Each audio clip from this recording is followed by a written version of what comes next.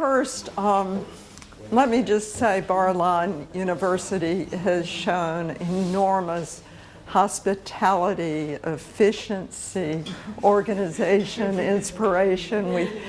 I think I speak for everybody here thanking you deeply. So some of you know it's my birthday today. Wow.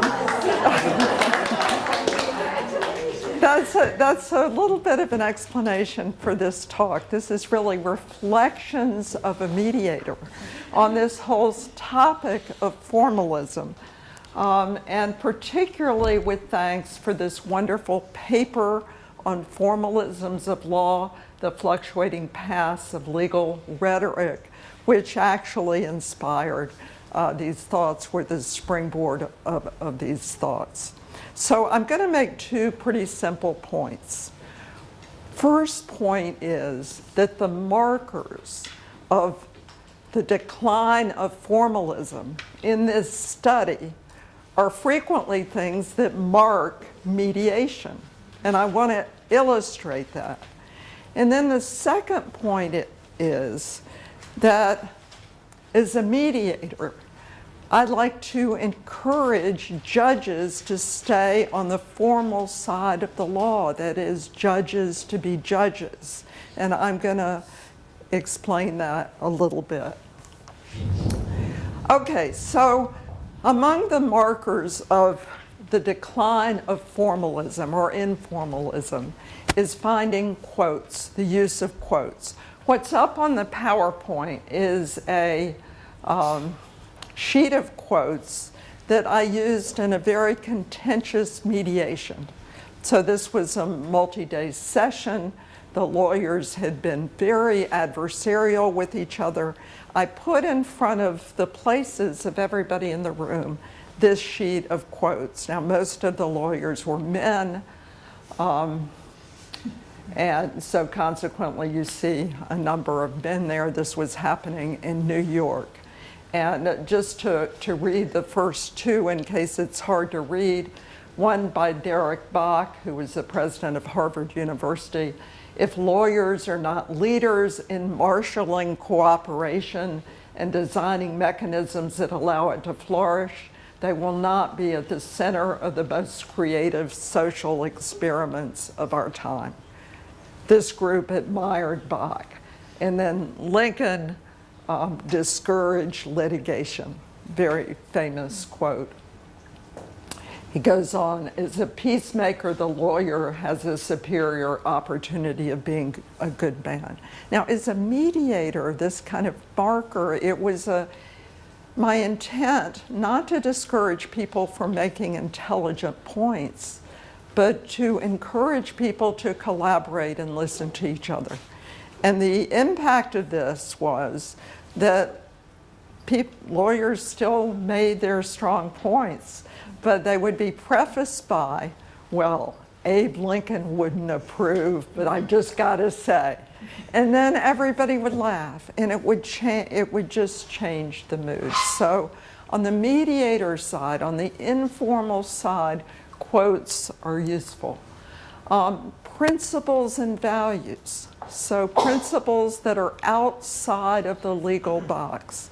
Very famous Canadian mediator Glenn Sigurdsson once told a story about mediating Native Canadian land claims, in which he said that the principle driving the Native Canadians was they needed payment for their land until the heart was satisfied. Now, this is not a legal measure of damages, but as a mediator, you've got to, well, what does that mean? Whose heart? How do we tell if they're satisfied, et cetera? Or in probate cases, family cases, frequently there's a clash where one sibling is driven by a sense of equality. All children should be treated equally. Other children are driven by a sense, no, in our family, we give to people who are in need. And those principles may or may not comport with the particular law that's relevant. So another marker of informalism is sort of going out of the box, the strict box of the law. And I was always impressed by this Cicero quote, the more justice, the strict following of the law, the more possibility for injustice.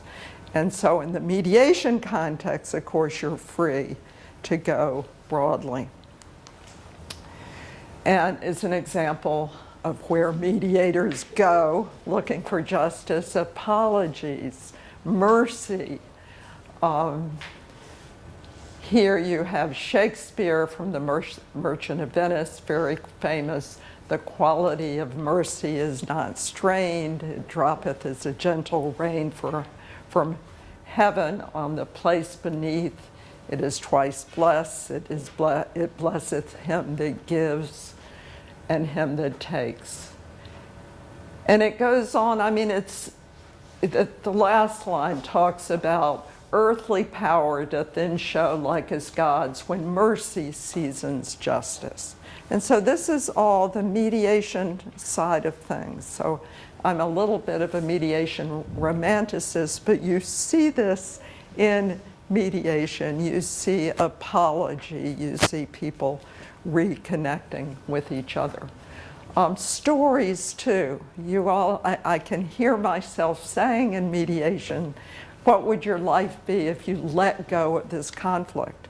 And then I'll tell the story of Nelson Mandela as I heard it from Bill Clinton. Mandela was leaving jail for the last time.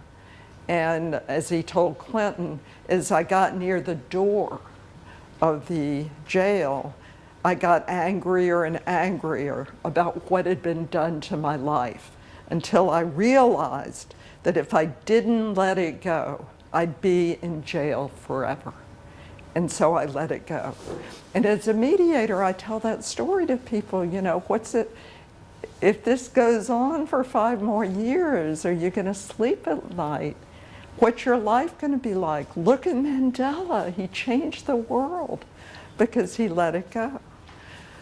So, and finally, so these are the mediator's tools. These are the informal things that are markers of a decline in formalism. Now, this is my birthday deal. I love this verse, and I want to share it with you. But I think it just is the contrast between the judge and the mediator. So let me read it on the theory. It might be hard to see. No one can say that the trial, this is from Stephen Vincent Benet, John Brown's Body. No one can say that the trial was not fair. The trial was fair, painfully fair, by every rule of law. And that it was fair made not the slightest difference. The law's our yardstick, and it measures well, or well enough, when there are yards to measure. Measure a wave with it, measure a fire, cut sorrow up in inches, weigh content. You can weigh John Brown's body well enough, but how and in what balance weigh John Brown? So John Brown was a famous abolitionist before the Civil War, and he was executed by the South. So anyway, so I've been kind of romantic about mediation. Let's flip it over to judges, because as a mediator, you're so grateful to the judges, the smart, intelligent judges who find the facts and weigh the law. I have to read one other thing. So this is a summary. About 2 decades ago, I wrote a piece that was comparing sort of the ideal of the mediator, the arbitrator, and the judge. And this was the judge. And it was the theme of the writing was Martin Luther King, I have a dream. So there was a dream for each person. So here's the judge.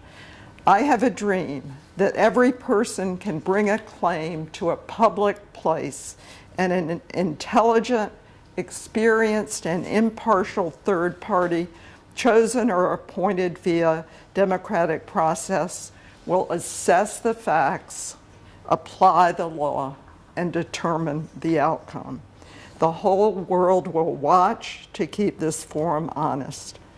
I have a dream that the forum will be accessible, the procedures straightforward, efficient, and understandable, the costs appropriate, and the determination speedy. I have a dream that judges will help define, clarify, and broadcast public norms by focusing all their attention on the explication of the law as it intersects with the facts of each case. I have a dream that every judge is charged with ensuring that his or her corner of the dispute resolution universe offers a fair and clean playing field. So, judges are not politicians or economists or sociologists in this view. They apply the law after finding the facts. There's no cult of personality, no personal or emotional expression. The judge is the delegate of the legislator. So one thing that I realized right out of law school, one of the first cases I had once I passed the bar was somebody asked me to help them get a license in Washington, D.C. to redesign their cooperative. And I researched all the rules, regulations, law in DC. And you had to go to a hearing. It was like a judge. He was an administrative judge in DC. And we were in a room sort of like this. And I had written out the laws, made a presentation. And the guy turned to my client and said, "You should get another lawyer. You've had ineffective assistance of counsel." Can you imagine how that felt? And the reason is it had nothing to do with the rules or the regulations or the law. You had to go to this guy and get his permission, get his approval. I was just coming out of law school. I said, no, here's the law. He said, it's not about the law. And so I think that was one of the triggers for me. You know, I wanted, law should be accessible. We should be able to go to the library or go to the internet or Google or the Westlaw or Lexis or wherever it is and find out what the rules were. Anyway, but that, yikes, don't, hope that never happens to you.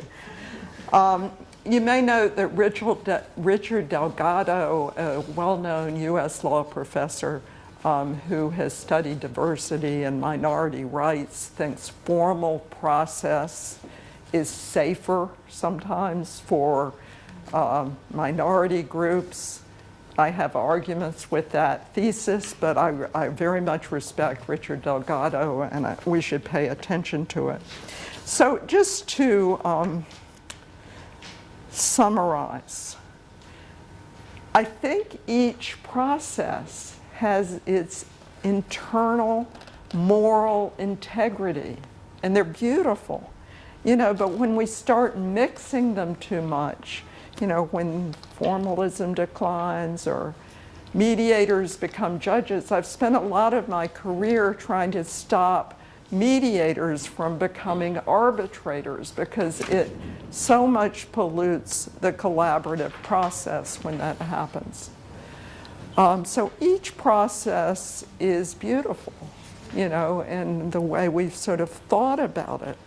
And the idea that we have a multi-door courthouse with different doors, I think is a good idea.